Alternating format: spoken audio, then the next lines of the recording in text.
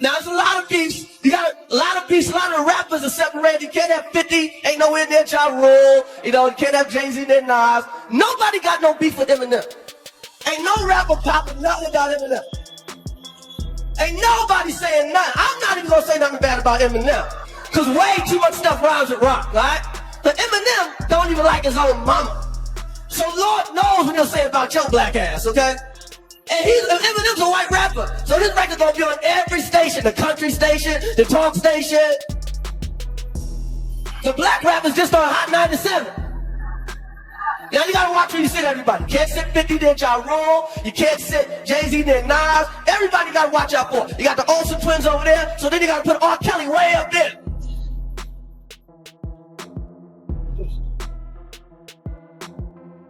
Whoever you feel like is the best black artist, and stand them face to face in a room with him, and he'll eat that alive.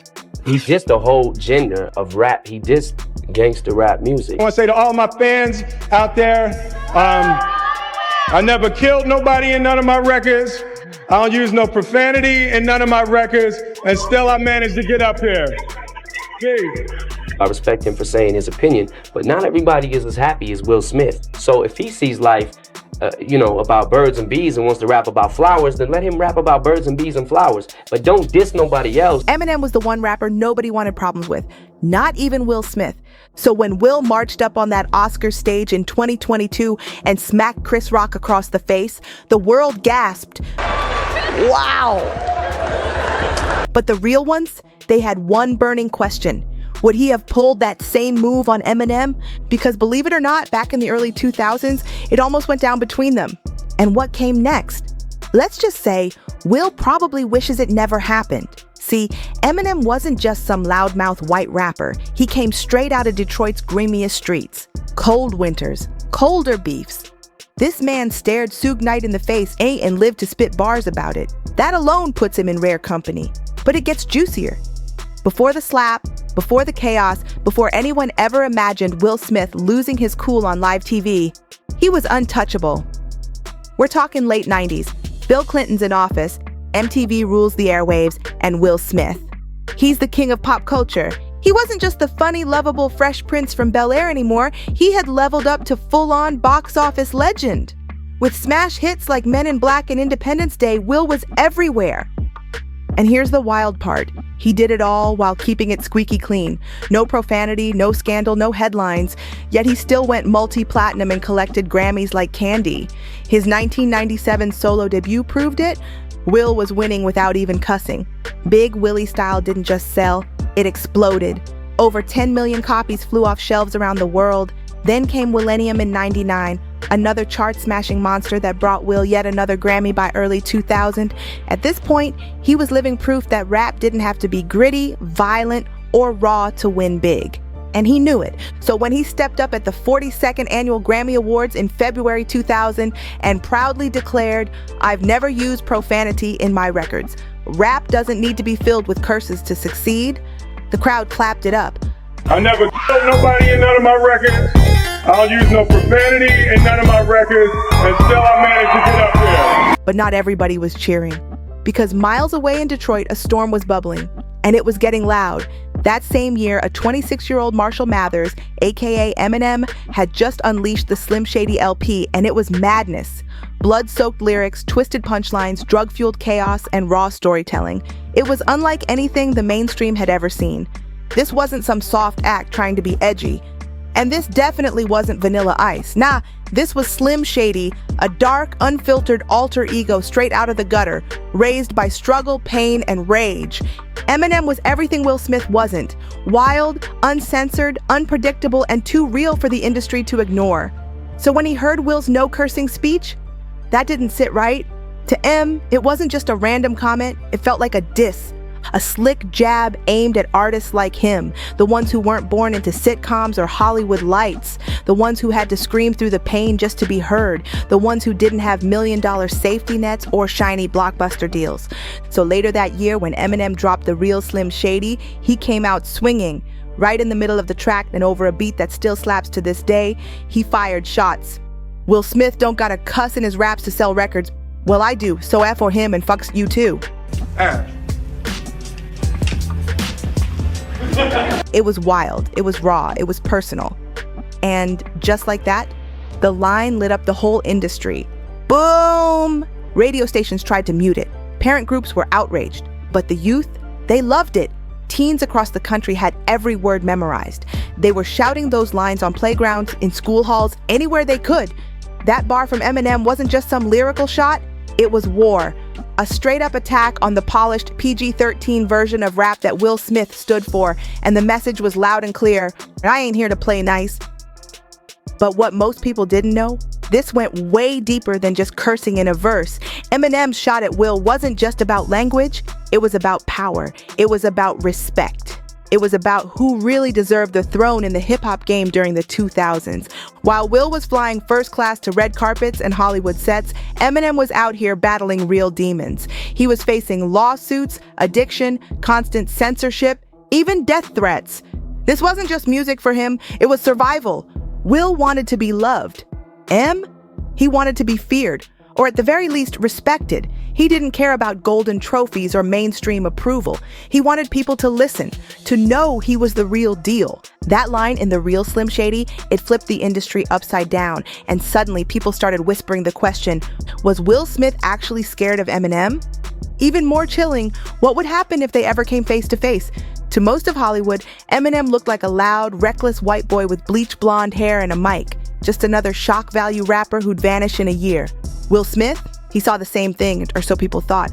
But behind the scenes, the truth was way more dangerous, because by 1999, Eminem's rise wasn't just about catchy beats or wild bars. It was powered by real street ties, deep Detroit alliances that nobody in Hollywood could fully grasp. Eminem didn't rise alone. Right by his side was Deshaun "Proof" Holton. And this wasn't just some buddy from back in the day.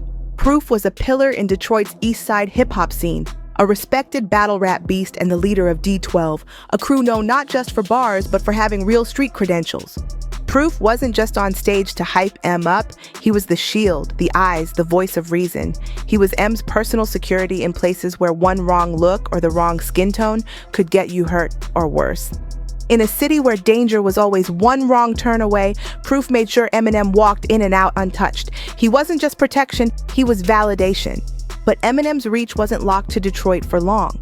In 1998, everything changed when Dr. Dre signed him to Aftermath Entertainment. That move didn't just break the mold, it shifted the entire balance of hip-hop. Dre, already a legend thanks to NWA and Death Row, had just linked up with his newest weapon. With Dre's beats, his industry muscle, and business empire behind him, Eminem went from local shockwave to full-on national earthquake. And Will Smith, he had no clue that under all that wild energy and blonde hair, M was quietly becoming one of the most protected and connected names in the game. By 2000, Eminem wasn't just rhyming about chaos, he was living it.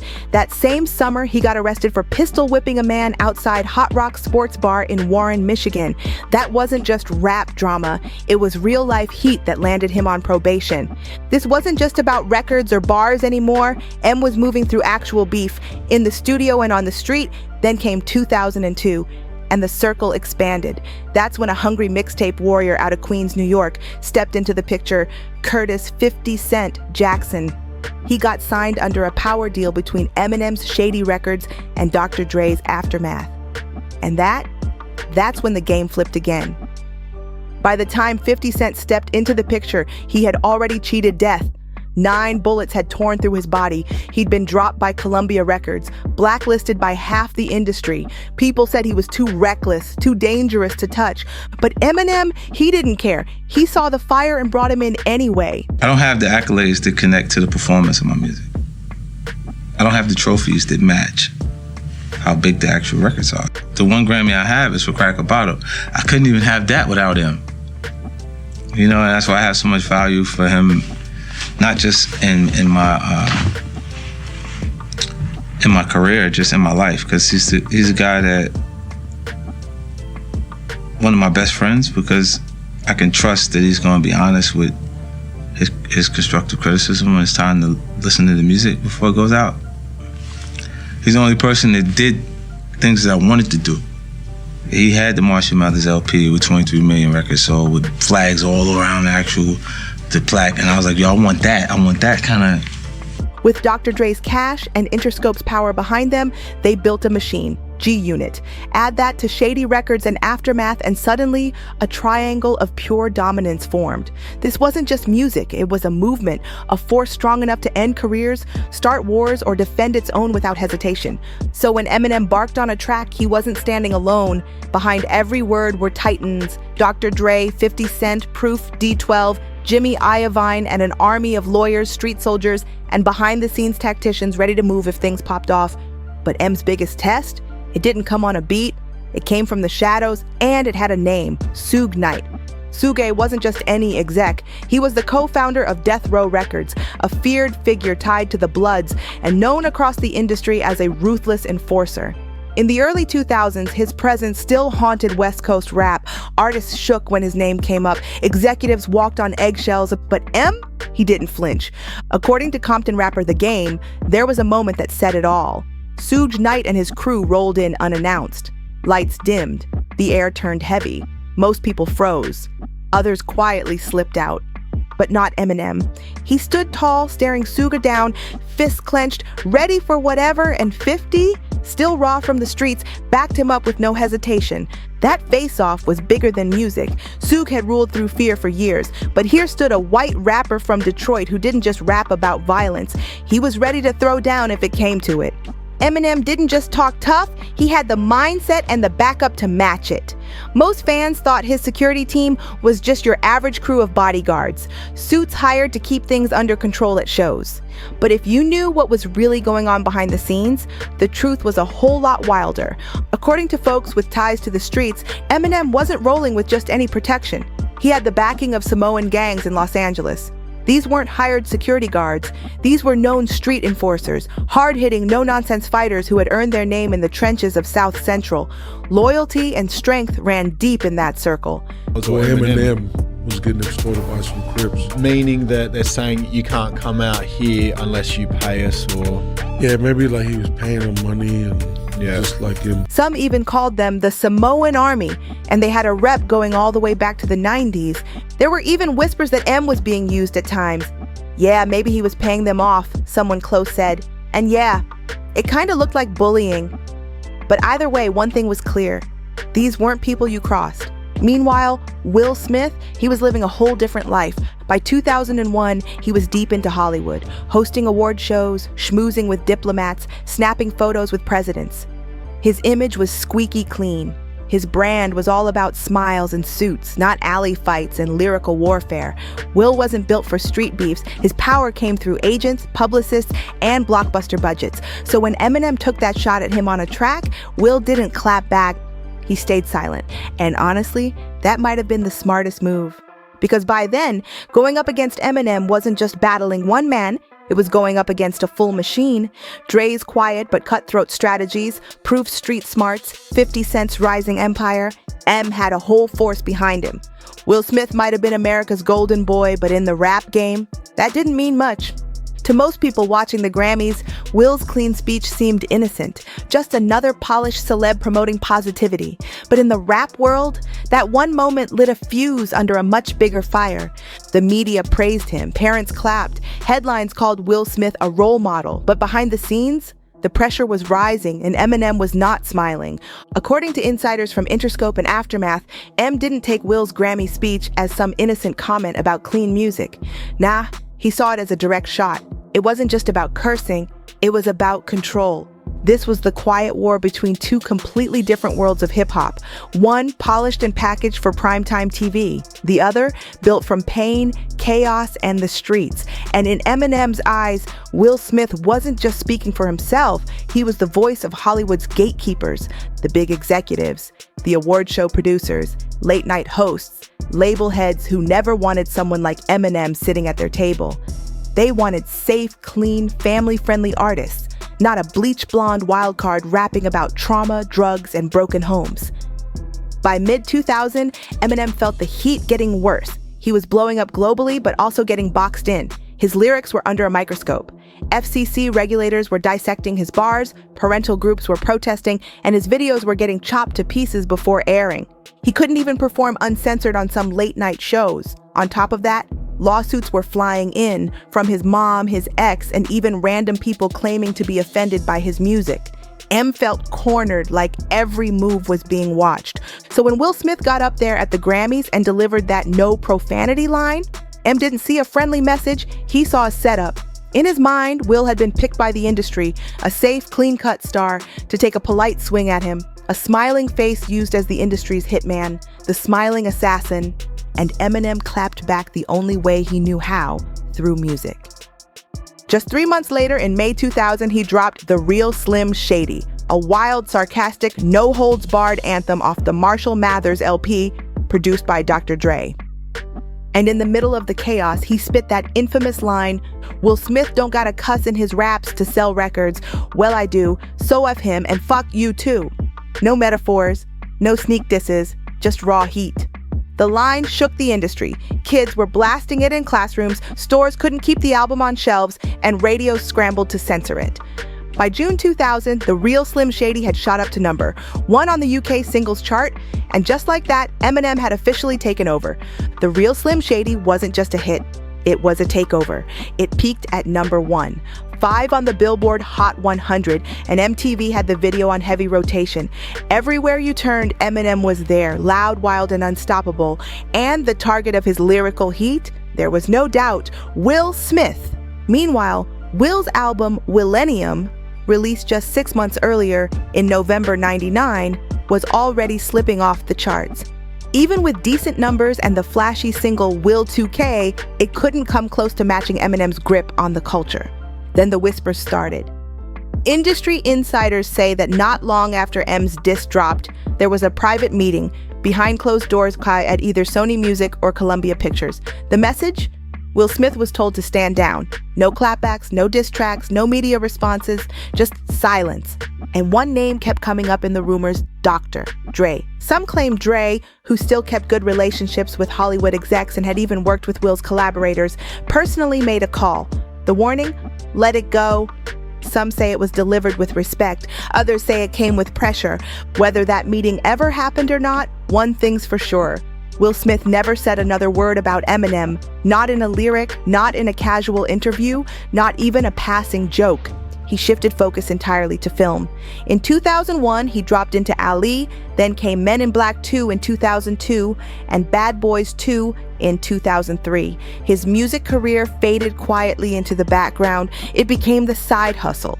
Meanwhile, Eminem dropped the Marshall Mathers LP in May 2000, and it exploded. He sold 1.76 million copies in just 1 week, a record-breaking number that stayed untouched for over a decade. But even though the shots had stopped on record behind the scenes, the tension never really left. At events like the BET Awards, the MTV Movie Awards, and Grammy pre-parties, both men were sometimes in the same room, but they never interacted. No handshakes, no small talk, not even a glance. Eminem, usually flanked by Proof or 50 Cent, stayed locked in his own lane. And Will? He kept his distance like the wound had never fully closed. Will Smith, usually surrounded by publicists, family, and tight schedules, played it safe. Insiders say award show organizers had to stagger arrivals or seat him and Eminem in different sections just to avoid any heat. Because by then, it wasn't just about star power. The balance had shifted. Like, it's cool because I can do other things with him that ain't me. Sure, Will was still the crowd-pleasing favorite, polished, smiling, Hollywood's golden boy. But Eminem, he had morphed into something much bigger. By 2002, M wasn't just a rapper anymore. He was becoming Hollywood adjacent. His film 8 Mile was in the works. Studios were circling him. And behind him, he had Dr. Dre, Jimmy Iovine, and a rapidly rising 50 Cent. This wasn't a man fighting to survive, and this was a man shaping the industry on his own terms. Will, ever the strategist, understood the stakes. He wasn't about to throw hands in a war where he couldn't control the outcome. So the feud, it went cold. No headlines, no interviews, just silence. But real ones know silence doesn't mean peace. It just means the tension went underground. While fans moved on and assumed the drama had faded, those close to the industry knew better. That tension didn't disappear, it just waited. Because in Hollywood, beef doesn't always end with a diss track. Sometimes it lies low until the timing's right. And while Eminem kept getting called a wild card by the media, behind the curtain, he was moving like a general. Quiet, calculated, always protected. By the early 2000s, people started to realize Eminem wasn't just rapping about the streets, he was prepared for whatever came with it. Then came the whispers. In 2003, word started to spread that certain Crip-affiliated sets in South Central LA expected Eminem to check in before performing or filming in their territory. And in street culture, that's not a friendly heads up. That's a sign of power, a way of saying, you move through here, you show respect, or else. Most artists, they either avoid that heat entirely or send someone to smooth things over. But with M, that situation, it was about to get complicated. Yeah, so I don't know the exact details, but I do know that a few phone calls were made. Nobody knows exactly what went down. The full details were kept tight, but insiders agree. A few serious phone calls were made, lines were buzzing, tensions were up. And still, Eminem didn't back down. He pulled up anyway, I'm fully protected, and not just by your average security team in black suits. According to sources tied to Aftermath Entertainment, M's real defense in LA didn't come from hired bodyguards. It came from inside Dr. Dre's circle. Dre had long been rumored to have ties to a tough Samoan set, the same crew that once guarded Death Row Records during the chaos of the Suge Knight era. These weren't just muscle, these were men who knew violence firsthand and knew how to neutralize it before it even started. Their loyalty to Dre ran deep, and since Eminem was Dre's most valuable asset, that protection extended right to him. But M wasn't just leaning on Dre's reach. Back in Detroit, he had proof. His best friend and the frontman of D12 holding things down. Proof wasn't just spitting rhymes. He was the guy who handled threats, kept sketchy folks out of the mix, and made sure no one got too close to Eminem without clearance. If there was static in the 313, Proof was the wall between talk and trouble. Out in New York, Eminem had 50 Cent. By the time Get Rich or Die Tryin' dropped in 2003, 50 was already a name the streets respected. With him came G-Unit, a crew from Southside Queens who had survived shootouts, label politics, and betrayal. They weren't industry tough, they were real tough. Together, they built something bigger, a coast-to-coast alliance under the Shady/Aftermath umbrella. And insiders say M did more than just feature on songs. He funded parts of 50's early grind. From tour security to street promo teams, Eminem backed it quietly but fully. Nothing official was ever put on paper, but in a 2003 Hot 97 interview, 50 made it crystal clear, Eminem believed in me when nobody else did. He didn't just rap with me, he protected me. Eminem stopped rolling solo after that. Whether it was an award show in LA, a party in Miami, or press stops in Chicago, he moved with layers of protection. From high-paid security to street-savvy allies, every step was locked in. Because by then, Eminem wasn't just a rapper. He was a target, and he knew it. Eminem had watched what happened to Tupac. How fame mixed with street heat could turn deadly if you didn't move right. He saw rappers fall trying to juggle platinum records and real-life beefs without a solid system around them, so he did it different. He turned his label into a fortress. And in 2004, during a show in LA, a known West Coast gang reportedly made their way backstage. No one knew if they came to test him or just flex. But what happened next spoke volumes. Witnesses say they walked out without a word, met not only by traditional security, but by Dre's Samoan team and Detroit enforcers flown in just for the night. Eminem wasn't just some artist with hot bars. He was protected, strategically. From Detroit to Queens to Los Angeles, he had built real connections in America's 3 hardest hip-hop zones. This wasn't just about making noise, it was about survival. He moved like someone expecting war at any moment. And if you listened closely, his music was packed with clues. Tracks like White America, Till I Collapse, and Like Toy Soldiers weren't just lyrical show-offs. They were full of metaphors about betrayal, being watched, and what it really costs to lead a movement people want to destroy. The paranoia in his songs, it wasn't for show, it was real life. Will Smith, with his team of agents, publicists, and polished deals, had likely never moved through that kind of reality, but Eminem lived in it, he thrived in it, and by 2005, people were still asking, was Eminem just an extreme artist or something darker? Those who crossed him already knew. Rappers, labels, even certain street figures learned quick. Eminem wasn't just rapping about pulling up, he pulled up, with backup you didn't even see coming. So why did Will Smith even speak on Eminem in the first place? Some say it was jealousy, others believe it was pressure, Hollywood telling him to clean up hip-hop and protect the family-friendly image. But here's where it backfired. Eminem made him look old, out of touch. software, and worse, he cracked the image wide open. That polished Hollywood smile, M exposed the fear behind it. At the Grammys, Eminem hit the stage wearing a free yayo shirt, a loud message to the streets, not the suburbs. The internet exploded, and the message was clear. Will Smith wasn't built for this kind of war, and people knew it.